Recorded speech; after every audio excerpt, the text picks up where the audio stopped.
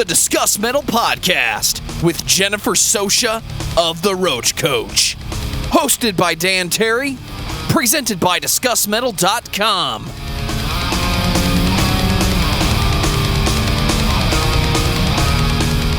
What's up, everybody? Welcome to another episode of the Discuss Metal podcast. Tonight I am sitting down with Jennifer Socia, the Indigo Angel herself from the Roach Koach podcast. How are you doing tonight? I'm doing great. How are you? I'm doing all right. I'm getting by one day at a time. Good. Same. Yeah. Well, you know, one of the reasons I wanted to do this episode tonight was because, you know, we've had Lauren and we've had Matt on discography discussion several times. As a matter of fact, Matt is currently, I believe, listening to a whole bunch of like KMFDM albums, like to do an episode in December because they have like 50 of them. Awesome. And it was one of those, I actually had a listener reach out to me recently, and he was like, yeah, you guys always have Lauren and Matt on. Do you guys just like not like Jenny? And I was like, oh, that's hard. Well, at first I was like, no, that's obviously not it. But I can understand why it might seem that way. So we need to correct that. And I thought this format would work out really well because, you know, me being a pretty big fan of the Roach Koach podcast, you know, with you guys talking about new metal and, you know, and you guys are also always talking about your improv shows that you guys do. And I always found all that stuff really fascinating. So I wanted to kind of get to the bottom of that. And so I'm just going to start off with some like really generic questions. Like, Sure. Where did you grow up? What got you into music, or more specifically, heavy music? So I grew up in Westland, Michigan, which is a suburb about 30 minutes west of Detroit. So yeah, it was pretty much like Westland is literally named after a mall. Okay. And it's just like the most white bread, nothing city in the world. It's just extremely suburban. So just like put in all like the white suburban growing up thing, like working class. That was like me growing up. Maybe along with that came my dad and my uncles were all into like rock music. So when I was a kid, my dad was very, very into Rush. So Rush was one of the first bands that I heard a whole lot of. And my uncle, who was my godfather, was into some things that were heavier for them. Like he was into Iron Maiden. So I heard a lot of that. Also like a lot of the Beatles and things like that. My dad was really into music, and I'm very close with my dad. So that's how I got into music in general. The first time I started to hear of heavier stuff was from my uncle.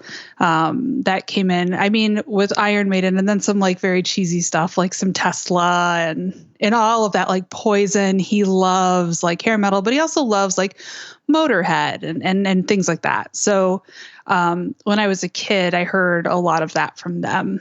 From there, I guess like I liked a pretty wide variety of music, but I remember when I was a kid, when I was around 10 or 11, was when I started being able to like buy my own CDs. I got a CD player, and I was nice. like, oh yeah. So I was like ready to go.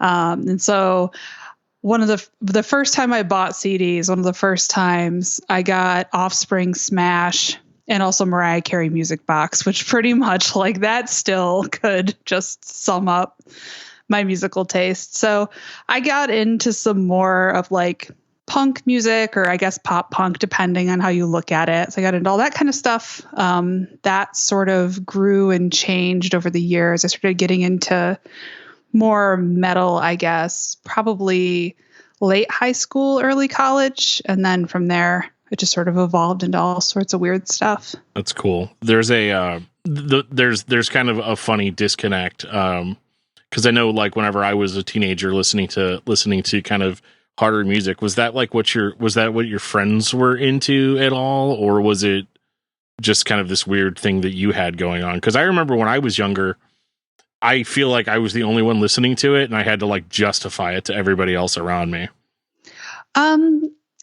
I think there was a bit of that for me, like especially when I was getting into like nu metal specifically. That was like a little bit different than what a lot of my friends were into.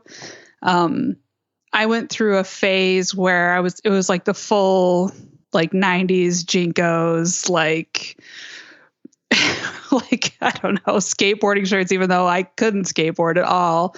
I desperately wanted to be able to skateboard, but I was not somebody who could do that. And a lot of my friends were into more, like my best friend was a huge boy band fan. Like she was a Backstreet Boys fan through and through. Yeah. I went to see the Backstreet Boys with her, and like I was so stupid. Like I want to listen to Limp Bizkit or whatever, like acting like I was too cool for it. But honestly, impressive live show, the Backstreet Boys. I don't know about now, but back in the late 90s, they put on a good show.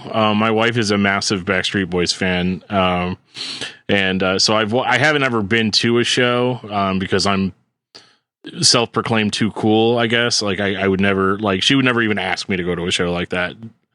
Just because she wouldn't want to hear me just complain about it. But we watched something. It was on cable, generic cable. I don't remember what channel or any of that stuff, but there was a whole it was like a Backstreet Boys and New Kids on the Block like joint concert. Like Backstreet Boys would come out and play like 2 songs, and New Kids would come out and play, and it was very entertaining. Yeah, I'm telling you, it was very entertaining. But yeah, like when I was, so that would have been like when I was maybe from like 12 to like 14 or 15-ish. And then when I got into high school, I started hanging out with some of, I guess, like the weird kids or whatever. Sure. And they started introducing me to a lot of indie music, a lot of punk, and about half of them were super Christian. So like a lot of Christian ska. So I can relate to that. Yeah. So then from there, I started going to like see concerts and shows in the area, and then meeting other people who maybe were a little bit more my vibe, and through them getting introduced to like heavier music, what I now would consider to be heavier music. So yeah, it was like a little bit half and half. Now, whenever you're hanging out with these Christian punks, are you still listening to Limp Bizkit when they're not around, or did you grow out of that too? Because I know I did. I like after I was done with nu metal, I was like, okay, it's gone forever. I'm not going to touch it again.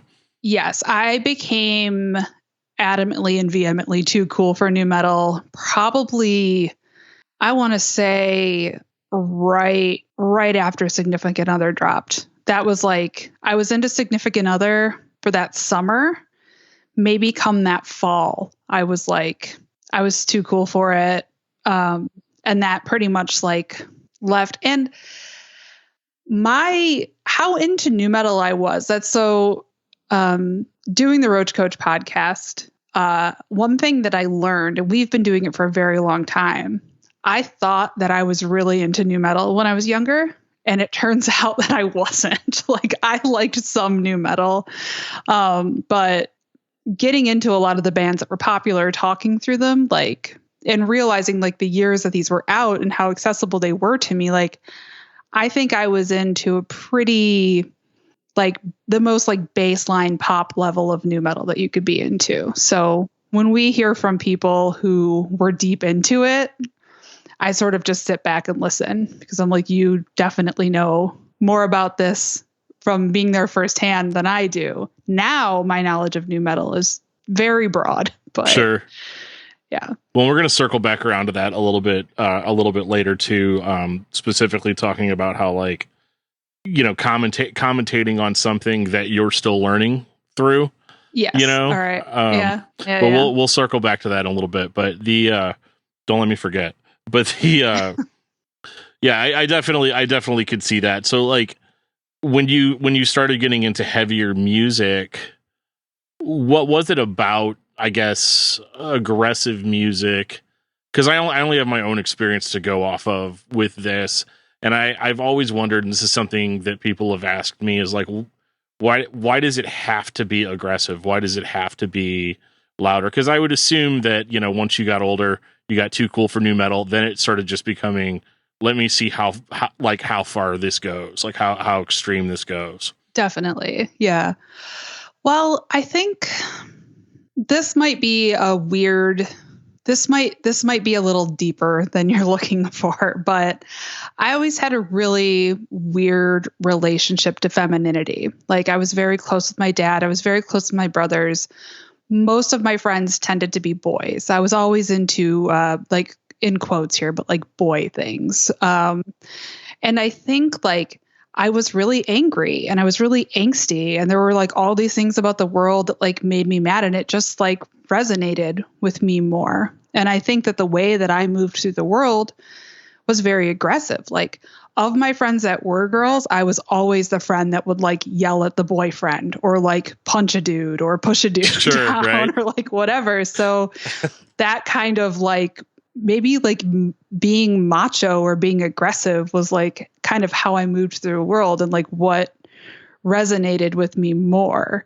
And at a certain point, to me, I think there's something that's just more fun about listening to a band that is like loud and aggressive and doing all sorts of weird shit. Like, I think of Macabre as a band that I love, and they are so weird, and it is very aggressive, but it's also just like bizarro. And like, to me, that's so much more fun and interesting to listen to than something that's like a little bit cleaner or, you know, like less rough around the edges. So I think there is something about it that I was just like angry anyway. And then over time, especially when I'm listening to, I guess, death metal or things that would be considered more extreme metal, some of it is just so ridiculous and performative, and it's almost silly, and it's like heaviness or evilness or whatever it's going for. That to me, it's just like, it makes me feel very joyful. It's fun. And also I think it's like a lot of it is you have to be very technically proficient to perform it well. And that's really impressive. So, yeah. And I think I feel most comfortable around like, I don't know, that aggressiveness. It just like, I'm just like, oh yes, I surrounded myself with this for so many years that it just feels natural to me. Was it ever a concern that it might paint people's perceptions of you, like people around you? Just in the sense that, like, me being a guy, like, listening to death metal, everybody's like, yep, that's what dudes do. But, like, I would consider you to be kind of, not saying you're the only female metal fan in the whole world, but, like, you know, but do you feel like as being female and it being kind of a boys' club, do you think that ever painted people's perceptions of you as a person, or made people assume things about you that really weren't? Well, yeah, for sure. I think a big thing, and even like, to be totally honest, before coming on here, I had this feeling of like, I have to prove that I'm into this. Sure. Because what I got more often than not was like gatekeeping. And I don't even think people meant to do it necessarily. Well, some people for sure did, but not everybody did. But it was just like, what are you doing here? Where's your boyfriend? Who introduced you to this? Do you really like this? Like, prove that you really like it. Or, yeah, I mean, that was like the most that I got. I don't know necessarily if I've ever thought about like how that might cause somebody to perceive me if it was just like, oh, like this girl, this woman is into metal, she must be X or Y. Like, I guess I just never really cared about that too much. But I'm sure it was like weird for some people to be like, oh, she must be scary or weird or something. But I just never really gave too much of a fuck about that. Like, my experience in it was more people trying to figure out like what, like, how did you wind up here? How are you connecting with this? What are you doing here? Right. And that was only a fraction of the time. Like, I don't want to make it sound like every single show I went to, every single room I entered was that, but there was a fair amount of it. And I certainly don't get that impression from like you asking me to talk or anytime somebody asks me to talk about music now, but it's just like so ingrained that it's still there. You know what I mean? Absolutely. No, and I get it totally. I think, and it's not that I'm saying, oh, you should definitely care what people think about, like, like we're adults now, like that's so not even a factor at this point. But I just remember, being a teenager, and because even I ran into a little bit, probably not as much being a guy, but like I'm one of probably the most least metal person in the entire world, like in my personal life, as far as like, I'm not really like super anti-establishment. I go to church, and like all of this stuff was like, but I still like this loud, aggressive music or whatever. And so even I've run into that a little bit. So I was thinking like, oh, I feel like you would have a different perspective on it for sure. Which, I don't even know how do you even respond to that when somebody is just like, where's your boyfriend? Or how do you prove that you like anything?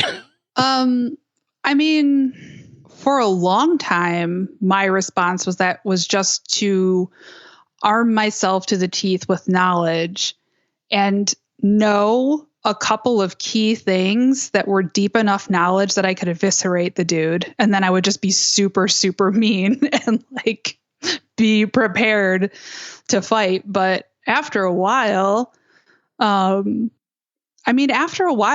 would just say like, what makes you ask that? Or just be more inquisitive about it as opposed to like combative, even though it did piss me off and it still does occasionally. I think that like if I'm some dude who's used to being around all dudes and I'm in a space that's all dudes, there's a pretty good chance that I haven't considered what the experience of being a woman in that space might be. Right. So, I can understand that. I do think it's really great when that doesn't happen. But I mean, sometimes people are just being assholes too, or like, a big part of the time, especially that I used to go to shows constantly. That was my whole hobby. You mentioned improv before. Yeah. Before I started doing any sort of comedy, anything, that's all I ever did was go to shows. And that was also like running the same time that, The Pickup Artist was on VH1. Oh, man. So like negging became like a mainstream dude thing. And I definitely noticed like an uptick in that sort of like thing. So I think some of it was that too. That was going to be my next question is like, how much unsolicited attention, do you get just for being there and being in that environment? Cause I went to a show last summer and there was like 3 girls there and, they couldn't like walk around and like enjoy the show or anything without people just basically just lining up to talk to them. Like I thought we were all there to see a band, but apparently that's not why everybody was there.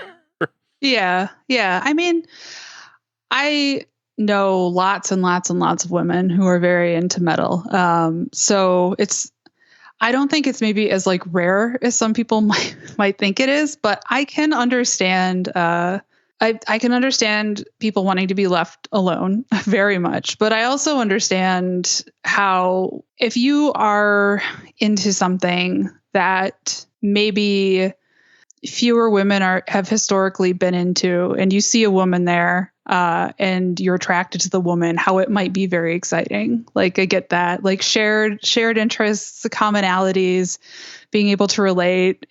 That's a really wonderful way to connect with somebody. I mean, one of the things that I connected with my husband on so much was that we shared a lot of similar music taste. So like that was one of the ways that we connected. So I get that, but it is like, it's been a long time since I've felt this way at a show, but I can be annoying, but I also feel like maybe I was just kind of used to it. And again, like of my group of friends, I was very much the not nice one. So like, I did not get approached as much as many of my other friends. And I think part of it is my energy is not like super welcoming. I don't think not super bubbly. Yeah. No, like I'm not wooing or smiling even necessarily. And it's not because I'm mad. It's just, I don't know. If some like raggedy dude came around, I was just always ready to just like go. So ready to throw down. Like, you better just be asking me for a lighter. Yeah. Like, yeah. I guess that's true.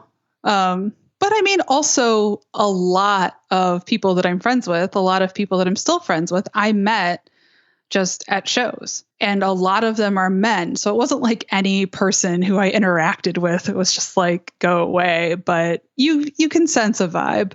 Sure. I think. I do think sometimes as a dude, it is harder to sense a vibe, on certain things. And I think that's where a lot of that cluelessness comes from. I think when people, because like I'm Midwest nice, so like I can't imagine just like walking up to somebody and saying anything if I don't already know them. Like it's very strange. Like even doing interviews, I always still get a little bit nervous. Like as soon as I call and somebody pops up on my screen and I'm like, yeah. Hey, what's up? So I usually like just hide behind a beer or something.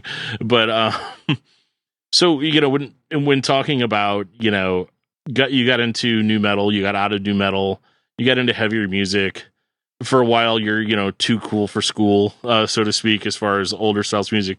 When did that break? When did that break down where it was like I'm just going to listen to whatever I feel like listening to right now, or I'm going to enjoy or talk about just anything and not really worry about how cool it makes me?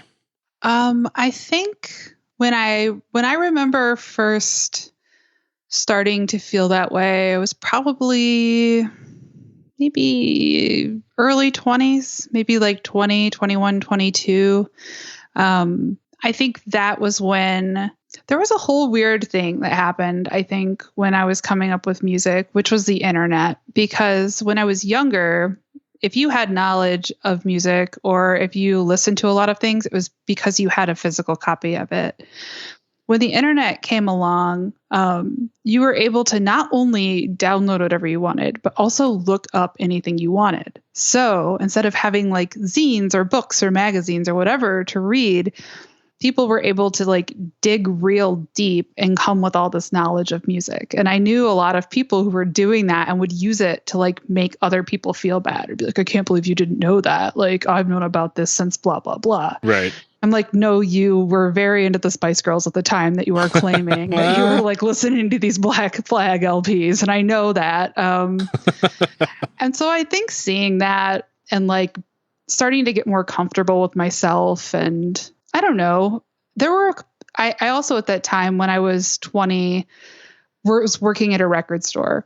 And there were several people that I met working there who were older, who I thought were so cool, who did not give a single fuck what anybody thought about anything they listened to. And I remember one time we had like these boxes of albums that we would just put on hold for ourselves that we could buy eventually. And one of the older people that I worked with, who I felt like had been around to see everything, they were probably 40 years old. Like they Right. were not old, but I was like this elder who's seen everything. Was like, I think it's really cool that you listen to a lot of different stuff and don't really care what anybody thinks. And I was like, first of all, I can't believe they perceive me that way. Right. And secondly, like, that's awesome. And that made me feel really good. And it just like, I don't know, it almost felt like a release. Like, oh yeah, I don't have to worry about it. I can just like whatever I like. And I still think it took like a few years after that. But I think the more I settled into who I was and letting go of the idea of a guilty pleasure, that's when I was even able to like return to new metal a bit, because it no longer was like some hilarious secret from my past that like I was super into $3 Bill Y'all, but it was just like, yeah, I really liked this. And who, like, what does being cool even fucking mean, you know? Right. Well, and to change gears a little bit here, you talked about, doing improv and doing comedy. How does one get into comedy or improv? So super broad question, so. Oh yeah. I mean, there are 1,000 ways you could get into it, but I'll speak for myself. I was in a food club. It was like a club of people who went around and ate different kinds of food in the Metro Detroit area. That sounds amazing. And it was very sweet. And when it is safe to do so, I'd love to return to that. Yeah. So there was somebody in there who did stand-up comedy and took improv comedy classes. And they suggested that I should take a class. And I was like, no. First of all, improv is so fucking dumb. It sounds like a nightmare. I will never do it. Yeah. I told him it was clown shoes bullshit. That was the word. Those were the words that I used. And he was like, well, I think you should just try it. And I really liked to write at that time, but I definitely didn't think of myself as anybody who'd do performance. But I decided to take a class, and I did. I was so hesitant to go in. I thought it was all the dumbest shit in the entire world. I was like, we're clapping at each other and we're like, doing all this dumb stuff. But that also was a big part of kind of what got me out of my own ass, was that like I made fun of it so much, and I just had to like let go of being cool. And I was 25 when I started doing that. And so I started taking classes, and it was really fun. And there were some pieces of it that came kind of naturally to me, and other pieces of it that I had to work very hard at. But it was different for me because I was so used to going to shows or listening to music. I'm not a musician. And so being a part of the performance or creating something in that way was very special and like very vulnerable and fun. So yeah, that's how I got into it. I was so hesitant. I was such an asshole. And everybody was like, oh, this girl has a tattoo. Cause like I have a big tattoo on my arm. It's the dorkiest tattoo. It's books. They were just like, this girl has a tattoo and she listens to heavy music. And I was she's going to kill us all. Yeah. I was like, everybody here likes shit music. And I will tell you, far and wide, I believe improvisers have shitty taste in music.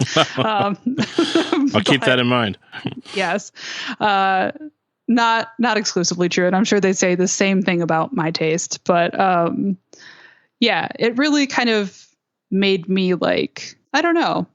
It made me open up in ways that I didn't know that I wanted to. Like, it made me a lot less like before I started doing improv, if anybody wanted to hug me, I'd make a whole big like thing about like, don't fucking touch me, whatever. Right. And then like I started hugging my friends, and they were like, what is happening to you? And I was just like, improv, this like comedy cult got me. But I think it was ultimately a win. Yeah. Now, is that how you ended up meeting Lauren and Matt?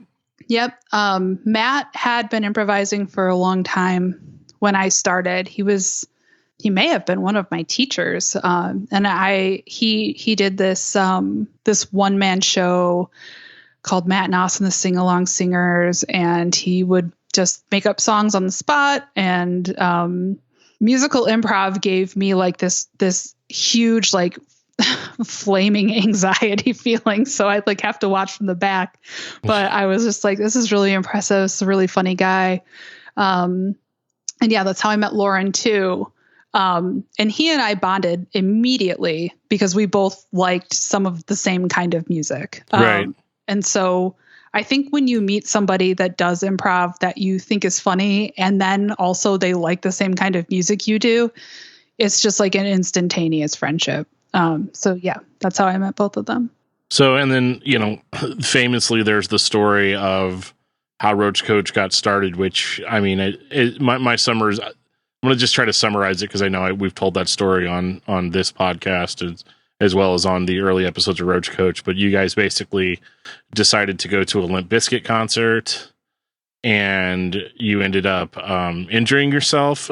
Yes, I actually forgot about that somehow until yeah. So we went to see Limp Bizkit, and I got real drunk. And I was wearing boots that had a heel, and the heel caught on a construction sign, and I fell face first into a concrete curb and knocked out my front tooth right in front of John Otto, as luck would have it. And yeah, I smashed my face. And then we just went out and I just kept going. So you're tougher than I am. I'd have been like, oh my God, I have to go home. I have to, That's what I should have done. But I was like, whatever, I'm fucking fine. Because I don't know, maybe I didn't completely shed my dumb, I'm like tough. I'm so tough. I'm missing a tooth, but it doesn't matter because, because I want to go have a beer at some shitty bar. I don't know. But now I would go home. Then it was many, many years ago. But yes. Show was good. The show was good. And through that, you guys decided, I guess, that you're going to start a podcast. And what I think is unique about it is that you were a podcast with a goal, like with a mission statement, like with the new metal canon, and that you're, I guess, the ultimate goal being to cover all of new metal as long as you guys are willing to do it. How did you guys just sit down and like draft rules, or was it like a it seems like it was a pretty collaborative setup. And I only say that because like my podcast started because my buddy Joe kept bothering me, wanting me to do something. We never made a plan for it or anything. We just kind of started recording stuff and putting it out. So what was your guys' process like for, number one, establishing it to be a podcast, and for it to have like a set of guidelines to go by? As I remember it, a lot of it, I think, happened sort of organically. Like it was Lauren's idea that he and I would do this, that we would try to establish a new metal canon. Matt was really just helping us out to get us started initially for the first couple, and then it turned into 4 years. But we had just talked about, we were going to listen to these albums, we're going to discuss them, and then we'll say whether or not they go into the new metal canon. A lot of it, we didn't really sit down and say, hey, it's specifically going to be this, it's specifically going to be that. A lot of it kind of just evolved organically over the years. There were a lot of things that we didn't talk about that we could have when it started, like how many times we were going to listen to the records and stuff like that. Yeah. So I was listening to them in the same thing that I was saying before. Like, you have to prove that you like it. You have to prove yourself. For me, I'm like, I have to prove that I know so much. So I was going way too deep and like hating these records because it was all I listened to for an entire week, right, over and over. And Lauren was listening to him like 2 or 3 times. So then it became, okay, we'll listen to them 3 times. And it just sort of evolved because it was basically like just a loose form of a structure. And then we just sort of worked off of each other and felt what worked and built it from there. So that was really it. It wasn't like we didn't sit down and mandate very specific things or anything like that. That's cool. That's not what I was expecting to hear, because it seems so structured now. But I've been listening for probably 3 out of the 4 years, and so I'm so used to the way things are now. Like, I'm at the point now where I'm not like binging a bunch of episodes. It's just whatever comes out this week, And so it's so funny how different it is now versus what it was back when because I remember now, like, it's weird imagining a time where Matt wasn't engaged. But yeah, if you go back and listen to those first couple of episodes, Lauren starts it. Hi, welcome to Roach Koach. I'm Lauren. This is Jenny. Like, and then that's it. Yeah. Yeah. And I mean, a lot of the things like, when did the album come out? Who's on, like, who's in the band? All of that type of stuff was just because I was doing a ton of research beforehand and really diving in. And I guess, like, to me, in our conversations, just like knowing who Lauren and I were as friends, like, he's a lot more of a person who has his own very specific, formed, passionate opinion about this music, what it means, the way he talks about it. It's a different experience than I have with music. And I'm a lot more of just like, do I like it or not? Okay. And then I will get all of this information about the band specifically. So it just sort of fell into place that way, just based on who we are as people and the way that we interact with the material.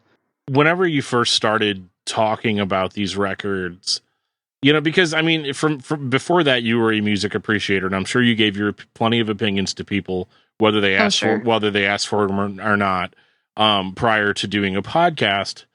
But what is the feeling like, or what is there any fear involved or nervousness when you are, putting your opinion out there for people to see? And I I say scary only because, the very first episode in that Korn record, and the amount of people that lost their shit over the fact that you didn't like it, or it's not even necessarily that you didn't like it. It was just that you didn't feel like it was canon worthy, and that you did have a lot of problems with it. I mean, was that ever intimidating? Did you ever feel a need to kind of be nice just to appeal to the people that are listening?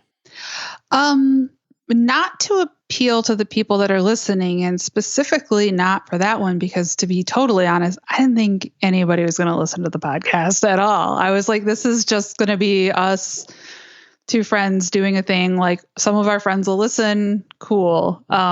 So that was not even a little bit of a consideration for me going into it. Over time, I think I have kind of softened a bit, or like maybe I think about it differently, because we do hear from people all the time who really love this music in a very specific way that maybe I don't. So to me, when I'm listening to it, I try to listen to it thinking of like what, assuming the best going in. That does not always happen. But yeah, like with the Methods of Mayhem, there's no best. Yeah. There's no positive side of that coin. No, but that was a tough one. But I mean, I don't know. At this point, I don't worry about it too much. I try not to be a dick just for the sake of being a dick. And that works sometimes and not all times, but no, I'm not worried about if it like pisses somebody off that I think what I think, because somebody's always going to be pissed off at what I think or have an opinion about it. I had a little bit of hesitation wondering if it was going to be one of those things where like this broad doesn't like this or whatever. There hasn't been much of that to my face. So that I think was the only thing that was sort of a bit of a concern that we all shared. But I think the worst thing that ever happened was like someone called me a hole, which was actually they didn't call you one. They called Lauren one because they thought that you were Lauren, and they didn't know who Lauren. I read through those a long time ago. Because it was like really late at night, and I was like, I'm going to read reviews for podcasts that I like, and yeah, that was one. And I was like, this isn't even correct. So I mean, somebody was definitely drunk when they were typing it, but yeah, there it is forever for everybody to see. No, yeah, and that's something that I still struggle with on discography discussion, is trying to be truthful, but also not trying to be unnecessarily harsh, because for some reason, like, it was a lot easier whenever we first started, and I was like, Metallica sucks. Yeah. It was easy for me to say that because 10 people were listening, and it didn't matter, in the grand scheme of things. But as the show gains popularity, I mean, you guys have gone, hundreds of times bigger than those first episodes, as far as, interacting with people. I always joke with Lauren on Messenger. I was like, I'm so jealous of your guys' interaction, because like we get listeners, but like we only hear from like 1% of them, whereas you guys have kind of crafted it into kind of a community. Yeah. Well, I think a big thing about I mean, it's a little different now. We've been doing a lot of newer bands, but a lot of what we're talking about is really nostalgic for people, and and we share experiences of when we were listening to this originally, or like where we heard it. Because we're such good friends, we do talk about our lives and joke around, and I think that that's where people talking to us or recalling their memories of when they listened to this music or when they first heard it comes up. And I think that more than anything informs, if my approach to this has changed, it's like listening through it through the lens of, this is someone's nostalgia. Like when I listen to music that I'm like, oh geez, like I don't know when this will come out or when our episode will come out, but we recently listened to a Cold record, and listening to it, I'm like, oh Jesus. But at the same time, when I'm hearing it, I can see how it would be so important and connect with so many people. So keeping that in mind when you listen to it, it's very different than when we started. And I'm listening to the first Korn record and I'm like, fuck this record, I'm never listening to it again. I think if we revisited it, our take might be different. Yeah. Based on how things have evolved over the years. Have you considered that, revisiting records, like maybe ones that you guys did 3 or 4 years ago? It's something that we've like very lightly talked about, specifically talking about the first Korn record. Like, I wonder what it would be like to go back and listen to that now. But nothing in any seriousness, because we've learned there's just so much of it. We're not even close to the end of the long list, and it just keeps growing. So Yeah. The long list is terrifying. I have an Excel spreadsheet that's like 30 pages long now, and it's like, I'm never going to get to this. I'm going to retire or die before I get to the end of this list. And is that intimidating at all? As far as I guess this might even be too personal of a question, but I guess, like, how do you deal with the inevitable burnout that comes with doing something like this that's not your job, and it's not but it's still structured in such a way to where it's not necessarily you have to meet performance goals, but you have to have listened to a certain thing a certain amount of times and actually be able to come up with something to say about it whenever it's done. How do you deal with the burnout that comes with that? I mean, after 4 years, there has to be at least some of that. Yeah, absolutely. And I think it comes in waves too. And all three of us have had massive shifts in our life since we started. Like, Lauren and Matt both became parents, and I got married. And so, like, our obligations and our lives have completely changed too. So it's like, how do you keep doing that every week, have an episode every week, and, like, also nurture and grow your life? I think, to be honest, like, learning how to manage that burnout for me is still something I'm figuring out. Like, there have been times that I was just like, I cannot fucking do it this week. Sometimes we'll record 2 at a time and then we'll have a couple weeks off. Sometimes we'll build in breaks. Sometimes I just have to suck it up. And, like, there are some episodes that, in retrospect, I feel bad because I was so burnt out and I had basically nothing and I just did it anyway. And I'm sure it wasn't very fun to listen to. So I think we're kind of finding that rhythm together too. Like, since all the pandemic stuff has started, we've been doing 1 episode a week and recording once a week. And that's helped a lot because our episodes, if anybody listens to our podcast, are so long. They're too long, but it's just, they're always going to be so long. It's just the thing of it now. But doing that, I think, helps. Just 1 a week. For some reason, it feels like less of a weight when you're doing 2 at a time and the podcasts are that long. It can feel just like you're cranking them out. Yeah. Yeah. So I think it's just sort of, you have to learn yourself and find the tricks that work for you and rest where you need it, and be like, us being able to be honest with each other about where we are with something is also important, and took us a while to get to, because no one wanted to let any of the other people down or seem like they weren't as into it as anybody else. But yeah, I think I don't know. That's not like a very, I don't know. I don't have a great, easy solution for that burnout feeling, but it's very real. It's a lot of work. It's a lot of work on top of having a life and needing to make money to survive. Sure. What has been a really big struggle as far as, and it's very much related to the last question, but what has been your biggest struggle as far as doing the show? And like, has there ever been a moment where you were worried that it wasn't going to continue, or we messed something up, or was there ever a moment that you were like struggling or worried about like the future of what the show was going to be, or if it was going to keep going? I mean, each time one of us has a big shift in life. I mean, also, like, about halfway through us doing the show, Lauren moved far away. So yeah. I think early on, when those big life changes would happen for any of us, I think I would worry a little bit, like, are we going to be able to keep doing this? Is this still going to be a priority for us? But we adjusted each time.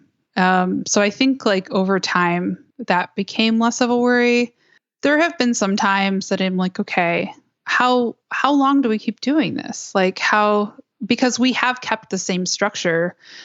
There are a couple times like the direction of the show where we'll kind of go off in like some weirdo land, like doing like a producer spotlight or something like that. And, we try to like keep it fresh for ourselves a little bit too. Every so often, if we start to get a little burnt out, we'll do like a theme something or other. And that's usually pretty fun. But there hasn't really been a time that I was necessarily like concerned about the direction of the show. But I think that's because of how I think of the show. Like, to me, it is still a thing that I do with my friends that in my brain, a handful of people listen to. And I know that more people than that listen to, but like, I have to find like this very corny and maybe like business speak stuff, but like you have to find your why of it. Yeah. And for me, it's time that I spend with my friends talking about something that I maybe wouldn't otherwise get to talk about, and also hearing from people and their stories and learning about them. And like that's why I do it, and that's why it's fun. So I think having that and understanding why I'm participating in it and what my goal is and what I'm doing makes me feel less concerned about like, where's the show going overall? Like the show's going to go where the show's going to go. Right. It doesn't feel like it's up to me or any one person really, Yeah, I feel like you guys have kind of reached a point where it's almost up to the listeners, in a certain sense. They have no problem.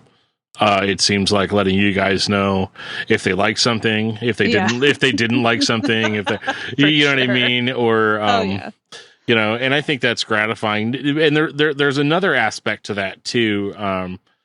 Famously in Lord of the Rings, when Gandalf, I'm being a nerd here, I'm sorry. But I am one. So here we go. Gandalf, grabs this like seeing crystal from one of the hobbits. And he's like, you never know who may be watching. Doing a podcast is very similar in that you never know who may be listening. So has it been weird with having the knowledge that maybe people that were in the bands that you're talking about, or, maybe even bands that are still active have actually heard the episodes and heard your commentary on these albums? Yes, that is very weird. That part is weird. I think that when we started the podcast, one of the first things that we established was the idea of respectful disagreement. And so I think that in most cases where something isn't like egregiously offensive, especially now, we tend to have more of a take of like, this is not for me, but that's okay. And so with that, it feels a little bit better knowing that someone might listen to it. That said, we are commenting on things oftentimes that are 20 years or more older. We're listening to some things that it might have been, it would be like somebody going back and like commenting on something that I made or like a sketch that I wrote like 10 or more years ago and like dissecting it. It's weird. Like I feel weird doing that to somebody else's art or their process or something that like they may have loved or they may have thought was just like, whatever, it was what we did then. It makes you feel like a little bit of an asshole. And sometimes I think a little bit like, I definitely think like, who the fuck am I? Like, like what I say a lot on the show and I mean is like, I don't like it. I think they're fine. Like they'll be fine with me not liking it. They don't need me to like it. But yeah, I mean, that is kind of weird. I think, but that's also the conceit of the show. That's what we're doing. So like I've agreed to show up and do it. So I do, but it is in the back of my mind sometimes. Like someone could be listening to this who, created it. But then I would also hope that they would be like, this is a person's opinion on a podcast. Like, we're not like coming for their family or anything. No, I get you. Yeah. And that question that I was going to circle back to earlier was, and I think we've kind of been talking about this, but, what is it like whenever you do, you mentioned that you felt like, some of these people that email you guys and message you, and they're so much more into it than maybe you are. What is that like as far as whenever you're commentating, is that something that you kind of keep in mind as you're going through it? Like, are you ever worried that you might get something like dreadfully wrong and then like, oh no, here it is finally here on the podcast and now it can never be undone? Oh, I have been wrong so many times. Like I've been wrong. There was the first Deftones record we did. I guess we were saying the Deftones, or someone was saying the Deftones. The Deftones, yeah. And we got an email from somebody who was so upset, saying things like, I can't believe you're saying that you're authorities on this. You're saying the Deftones and not Deftones. Stuff like that. I get stuff wrong constantly. So yeah, at first, I think I was so worried about it that I would just research and like try to get it all right. And after a while, I was like, it's okay to get things wrong. Like, it's fine. And I don't think there's ever been I think Lauren may refer to himself as the dean of nu metal. So maybe there's like some weighty expectation, like heavy is the head that wears the crown there. But sure. Certainly Matt and I have never said in any way that we are experts on this subject matter. We just happen to be talking about this subject matter and have been for a long time. So with that, I think it's awesome that there are people who are way more into it than we are. Regardless of what you wind up getting involved in, there's going to be somebody who knows way more about it than you are. Being the most knowledgeable about something does not necessarily make you, the best person to talk about it from every single angle. And, if we were strictly a nu metal history podcast, that might be a little bit different, but that's really not what we're doing. So yeah, it can be a little bit intimidating, and sometimes people do get really upset, but in my opinion, it's a pretty stupid thing to get upset about. And it's like, if you want to do a podcast about a specific band or about nu metal or about something that is very similar to what we're doing, like, please do. Like, it hasn't happened often, but every so often somebody will say, like, I could do a way better job because I know so much more about this than you. Great, do it. Yeah, it's like, cool. Maybe you are. Maybe you're so much better at this than we are, and you should do it. And that doesn't bother me. If you do something and it's great, then I may look at it and say, wow, this is so good. I may have a minute of being like, fuck, they're better than me. Oh, this sucks. But where I go very quickly is, what can I learn from this? What about this is making me think it's better so that I want to emulate it? Or like, so when I think about it in those terms, it doesn't freak me out as much as it might have a while back. Well, that person that says, oh, I could do it better.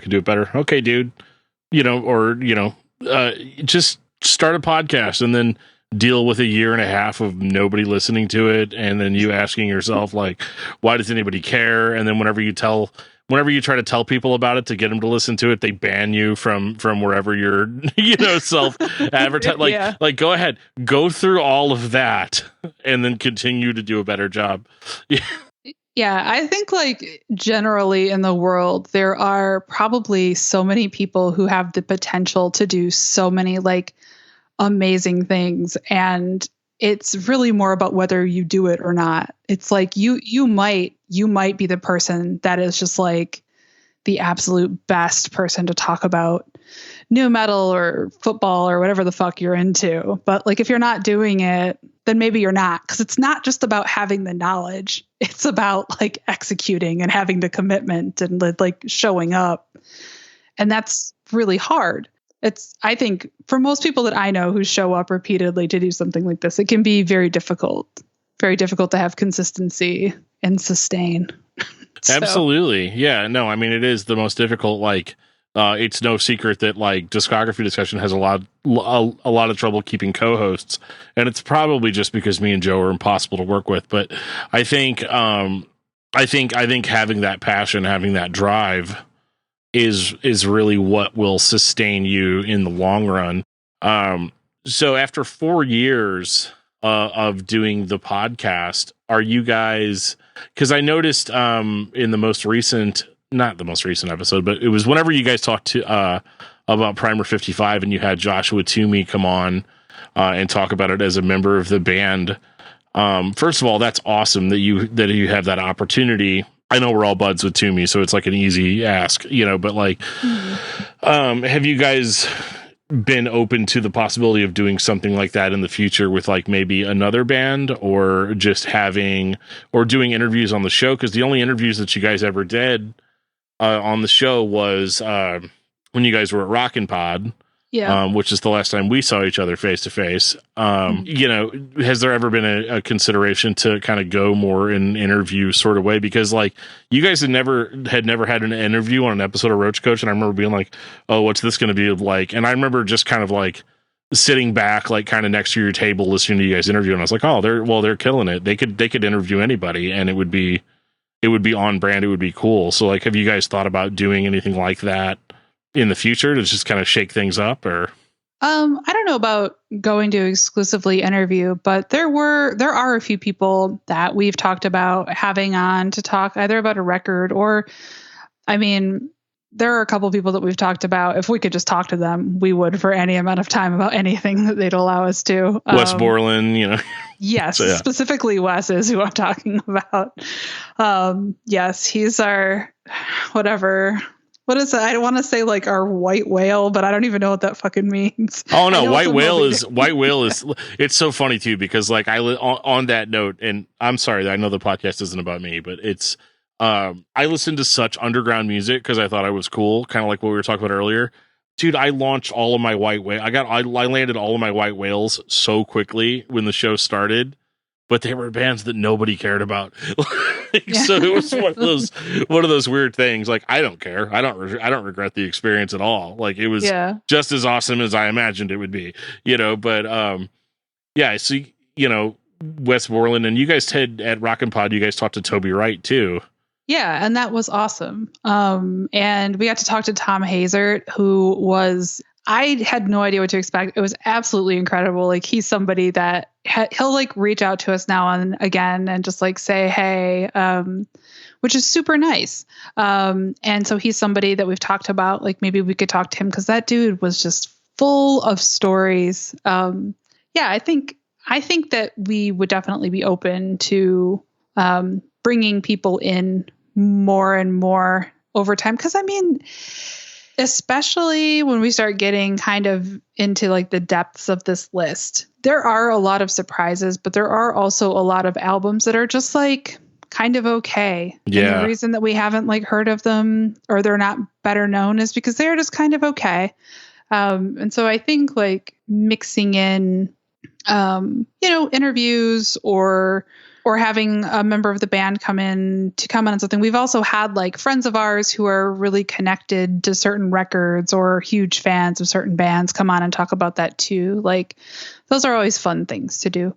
I don't know that we would become like a fully interview format show ever, but that's sort of like people listen and that's really cool, but we're not beholden to anything or any expectation on any like really large scale. So we have the flexibility to kind of do whatever we want, which is also super fun and cool. So no, that's cool. I think it's fun. I think it's fun to kind of explore, because I tell Lauren this all the time, is that, when you guys do the theme months and stuff, I enjoy those a lot because I don't listen to exclusively new metal, which I mean, probably most people don't, right? Like, there's people that like really love it, but like even people that are huge fans of a certain genre don't just listen to that genre.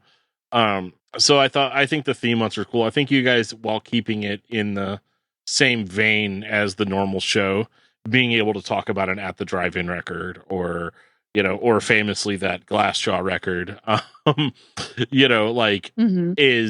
is really cool. Cause I always joke with Lauren that I was like, I could listen to you guys talk about anything, because you guys have that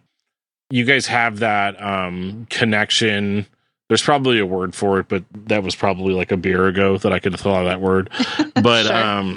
You guys have very good chemistry as far as bouncing back and forth off of each other.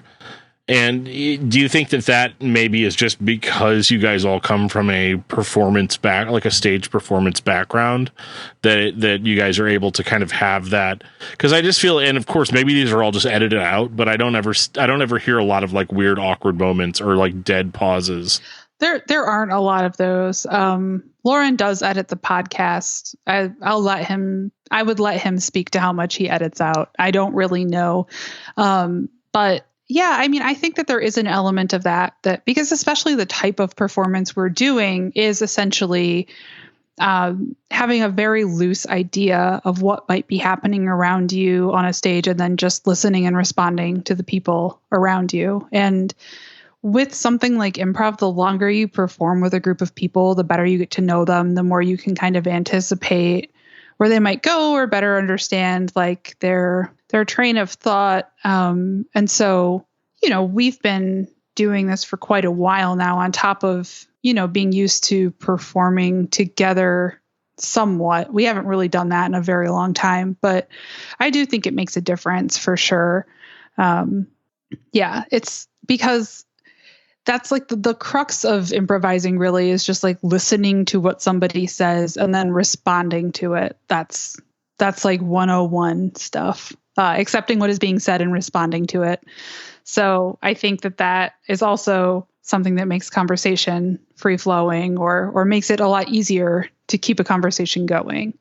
So I have one last question that we made it an hour. We did it. That's awesome. We did it. Yeah. Good for us. Yeah. I'm proud of us. I'm glad that I didn't spend like 30 of the 60 minutes talking myself. So that's all. We've definitely had interviews like that. It's but the last question I had is, you guys have done something unique, something that I've always wanted to do with my show, but like I'm way too terrified to even attempt it. Which is live shows. You guys have done a number of shows where it's just the podcast, but you have an audience.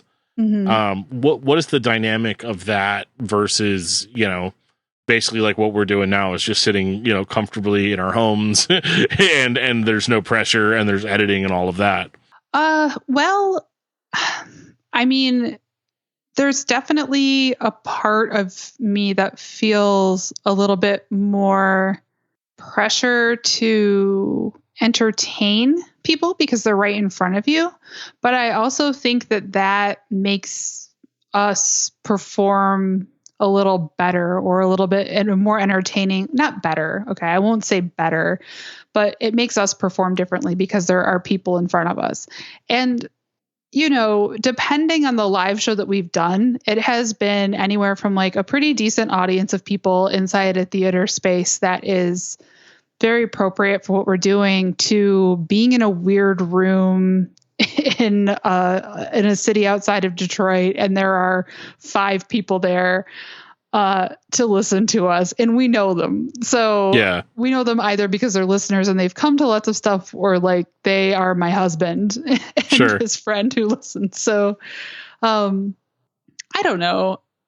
I think we try to format those either to be albums that are very popular and lots of people would have a lot to like think about or respond to, and us talking about them, or keeping them to things that are like easier to interact with in person, or keeping things like snappy and not so much of like the kind of wandering that we'll do on the show and like meandering into things. I think also because all 3 of us are very used to performing on stage or in front of people, that doesn't feel scary. I think it feels like a little bit more pressure because somebody's coming to like listen and watch us do a podcast. But in terms of just being in front of people, I don't know. It's fine. Like, you eat shit so much when you start doing comedy, like profoundly, repeatedly, over and over, and you just keep getting back up and doing it again and again. And after a while, maybe that's why it doesn't feel so scary to give my opinion on the show or to get something wrong on the show, because like after you eat shit in that way in front of people so many times, you just get over it. You're like, okay, it's fine. I'm not dead. Like, Right. maybe emotionally a little bit, like maybe some of my ego is very dead, but like, whatever, fuck it. It's fine. Like, I don't care anymore. What about, I know that this is your show where you're interviewing me, but I am curious, like, what about doing your show live terrifies you?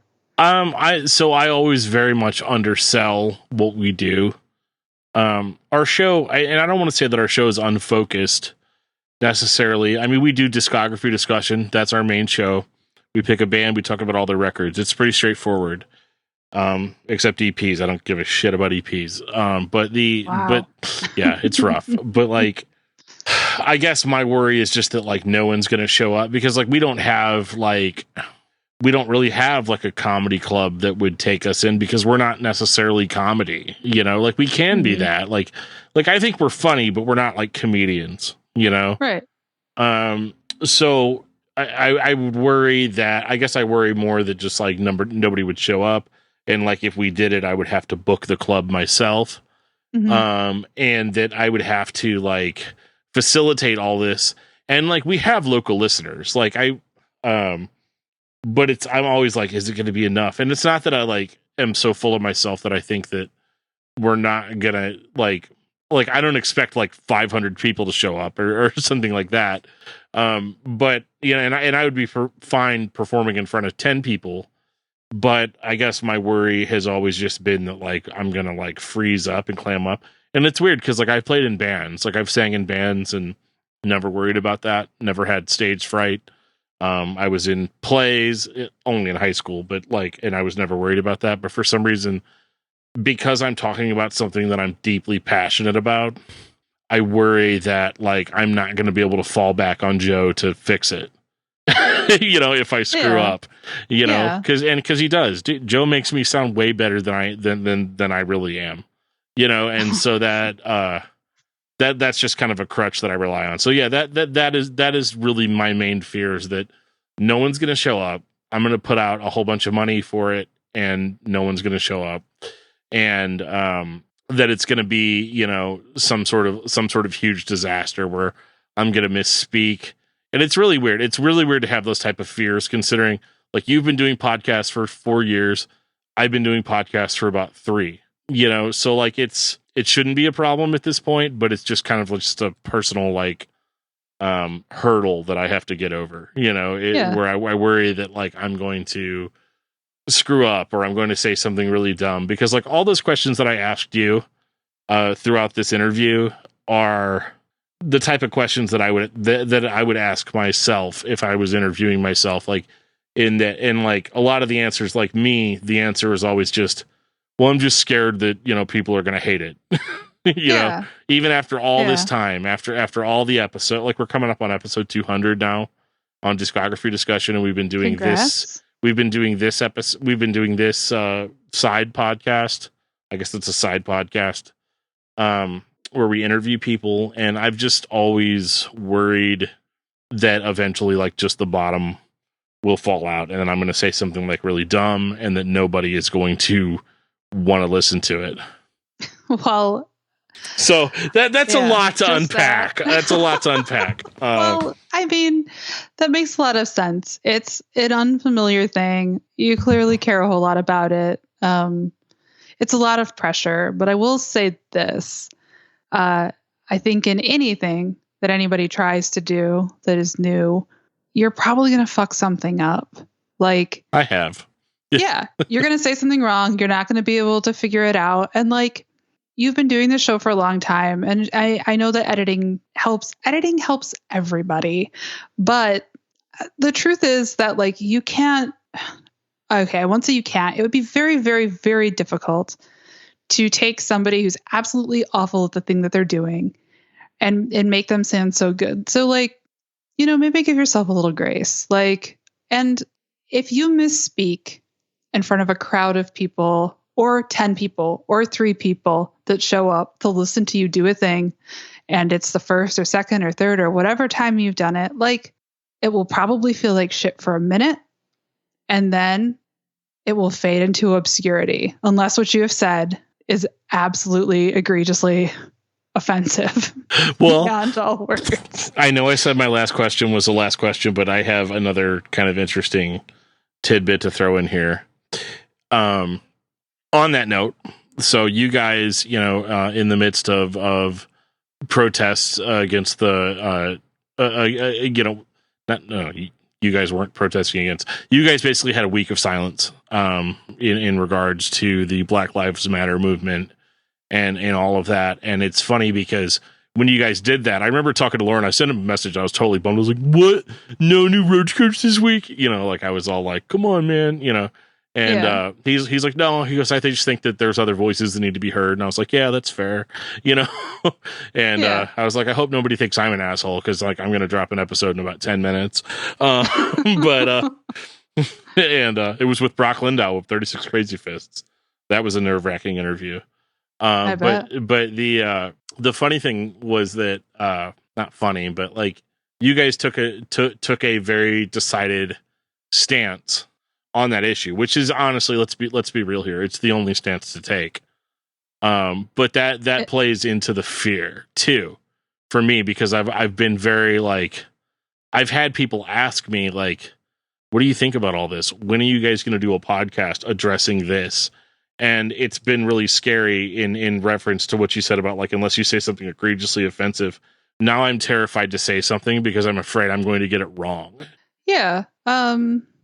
I get that. I was afraid that we agreed that we should say something. I wrote what we said, and so I was worried about getting it wrong too. But I think specifically when it comes to things like systemic racism, Black people specifically being murdered by police, and just that, the brutality and violence and everything that goes along with it. I think that it just came, for me, things came to a point where it became clear to me that I no longer felt like I couldn't say something about it, or I couldn't speak on it. And I go into that with the full knowledge that I'm going to get a lot wrong and that I have a lot to learn, and that, it felt, I don't know, it felt sort of weird to take that stance on our podcast or to use our time in that way, because, we talk about new metal and we joke around a lot. But at the same time, if it felt important to us that, if there are people who listen, it doesn't feel right to not say something or not take a stand or not suggest maybe using the 4 hours of your life you might spend listening to us every week. It's not that long. Something else. But I mean, that is kind of the thing. If you're gonna take a stand on something, if you're gonna say something, then you might get it wrong. And even in cases where people have said egregiously, I must have stock on the word egregious. I keep saying it, but when people have said very offensive things and learned, then I think, there's room for that growth and all of that too. So there is an element of putting yourself on the line to doing anything that you care about or saying something that you care about. I mean, there was somebody who got real pissed that we did that and was like, "Fuck this virtue signaling. I'm not listening anymore." And to me, bye. I was like, cool. Don't listen to this free podcast that we've been doing for free for please go. It's cost us money, but you get it for free. Yeah. Yeah. And I really do care about putting together a good show, and I really do care and appreciate the people who listen to us. But there is also I don't know. I'm not really. One of the things that I will say for all of us is that none of us, I don't think, have compromised anything that we really care about or that we love to kind of toe the line of the show. Matt is very religious, and that comes up on the show, and he talks about it some. Obviously, if anybody's ever heard me, I have 1,000 hot takes, and Lauren does too. And to not say something or try something or whatever, anything that we try or anything that we do, to not do that just because like we're afraid that someone might not like it. It just doesn't feel worth it to me because someone might like it. I don't know. I'm just like rambling at this point. Well, no, it's cool though, because like when you make a stance like that, and I haven't had the guts to make us, well, I mean, you kind of are right now. I am doing it right now. Yeah. So hopefully Joe doesn't cut all this out of the podcast, but, you know, when on my other podcast, Brutally Speaking, I went on a pretty big rampage, a couple episodes ago about it, which is funny because we didn't really get like too much blowback from that, but, it was definitely, I felt so bad for John because I started just going on and on and on and on and on. And he just sat there like staring at me for like 10 minutes, like awkwardly. But, it's definitely kind of one of those things where I feel like doing the episode of Silence, it was probably one of the, for lack of a better term, ballsiest moves that you guys could have made besides not putting the first Korn album in the canon. Those are our two hottest stances. Those two hottest takes. I'll take it. But, you know, I think, you know, this is the cheesy part of the episode where I think I just, because I get the opportunity to talk to you guys, I talk to Lauren like every day. Like it's probably really annoying for him, but like it's nice being able to just say that like you guys were a huge influence on me as far as being a podcaster. And now when we started Discography Discussion, I'd never listened to a single episode of Roach Koach, but what was funny is once I started listening to the show, I remember Joe had to like make a list of like banned phrases of like stuff that I'm not allowed to say because I'd started listening to the show pretty religiously and I started reusing your guys' terminology, not consciously. I wasn't like, I'm going to steal from Roach Koach right now. It was really just more of like a, you know, I'd start throwing words out like, you know, I kept being like, yeah, man, this song is like a real pit activator. And then once Joe got wise to like where that came from, he was like, dude, you can't just say that on our show. Like it's, you know, and I was like, whatever, man. Did I say that? I didn't even know if I said that. And it turned into kind of this one of those like, dude, we've got our thing going on over here. They've got their thing going on over here. Don't mix it up. But yeah, you can say pit activator. I give you permission. Well, whatever. When this posts, like you'll be listening back to it and it'll be like, I say it and then it like beeps out or whatever in the edit. But you guys had that profound of an effect on me where I started kind of changing the way that I approached albums. I was super gatekeepy when we first started. I was like, no new metal bands, you know, metal fans don't like new metal. And now we do New Metal May every year, you know, and we do, you know, a lot of stuff like that. But you guys had a very profound impact because I liked your guys' focus on commentary, like hardcore commentary on the records, as well as a kind of a focus on comedy as well, to where it was like, they're going to say some really harsh stuff, but you're going to feel good about it, you know, whenever you're done. Yeah. So you guys had a very profound effect on me. And I just wanted to just say, you guys are killing it. And I hope that this interview gets more people listening to you guys. And, you know, it's definitely been a really cool journey for you guys. And I really appreciate what you guys have done and that you've stuck with it. Well, thank you. That's super, super kind. And I really appreciate it. Yeah, I'm just gonna let that sink in. It's super cheese, but that's what we do here. So. No, I love it. I love that. Yeah, I appreciate that. And, something I thought of when we were talking about, our episode of Silence and also kind of like the take on Korn is like, or any takes that we have on this, or like when you asked me earlier about like, what does it feel like to be learning and also speaking on something like, specifically about the episode of Silence and talking about like, anything that has to do with race. Like the reason that it felt important to talk about that is because like through fucking up and learning, that's how I got to like where my opinion is now. It was not always like that.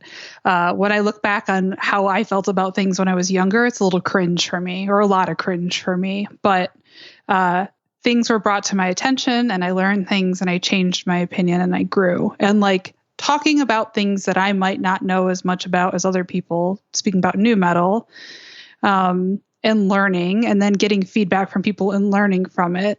I hope that that's something that people take, is like, don't be afraid to like make a mistake, or like, if you want to talk about something, do your research, but talk about it. And like, don't be so beholden to being an expert, or like feeling like you have to know every single thing about something to talk about something that means a lot to you, or something that you care about. Because the expectation isn't that you're like, I don't know, perfect. You don't have to be like pro level at everything to attempt it. Right. Like, I don't know. That just feels important to me. And I hope something that if people don't take directly, then like maybe by like osmosis, they absorb by our relative inexpertise at times. There you go. No, that's awesome. Well, Jenny, thank you so much for taking the time out to talk tonight. And I think this is going to be good. I know that our shows definitely share a lot of listeners. So these kind of crossover episodes are, they love that stuff, and awesome. So I hope you guys got a lot out of this, and we will catch you next time on Discuss Metal.